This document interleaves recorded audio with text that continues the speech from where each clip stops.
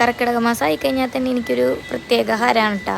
അതെന്താണെന്ന് ചോദിച്ചു കഴിഞ്ഞാൽ ഞാൻ ശ്രീരാമൻ്റെ മണ്ണിൽ ജനിച്ച കാരണം കൊണ്ടായിരിക്കാം. ശ്രീരാമൻ്റെ തൊട്ടടുത്ത് തന്നെയാണ് എൻ്റെ വീട്.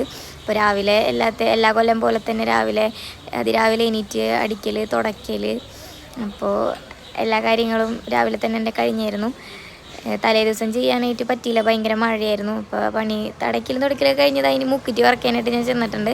അപ്പോൾ അതിൽ ഏറ്റവും നല്ല ഒരു മുക്കുറ്റി, നല്ലതെന്നല്ല എനിക്ക് ഇഷ്ടപ്പെട്ടൊരു മുക്കുറ്റി ഞാൻ പറിച്ച് കുളിക്കണതിന് മുന്നേ ഞാൻ എടുത്ത് വെച്ചിട്ടുണ്ട്. അപ്പോൾ അതിന് മുന്നേ തുടയ്ക്കുന്നതിന് മുന്നേ ഞാൻ തല വാഷ് ചെയ്തായിരുന്നു. പിന്നെ കുളിയൊക്കെ കഴിഞ്ഞ് വന്നു. ഇനി രാമന് വിളക്ക് വയ്ക്കാനായിട്ടുള്ളൊരു ഇൻട്രസ്റ്റിലാണ്. എനിക്ക് എല്ലാ കൊല്ലവും എനിക്കൊരു വെറുപ്പോ മടിയോ ഒന്നും കൂടാണ്ട് ഞാൻ ചെയ്തു വരുന്ന കാര്യങ്ങളാണ്. ഞാൻ സന്തോഷത്തോടു കൂടിയിട്ടാണ് എല്ലാം ചെയ്യാറ്.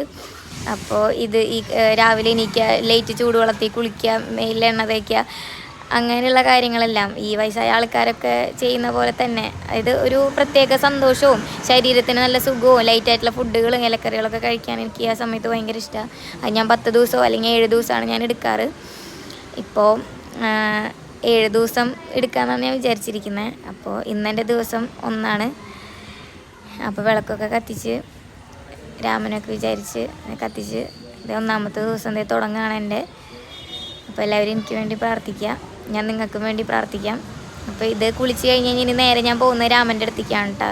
ഇനി തൃപ്പൂരാർ അമ്പലത്തേക്ക് പോകണം, തൊഴണം, രാമനെ കാണാൻ നേരെ ജോലിക്ക് പോകണം. അപ്പോൾ നാളെ കാണാം, നാളത്തെ എൻ്റെ ദിവസങ്ങൾ കാണാം. അപ്പോൾ ശരി, ഓക്കെ, ബൈ.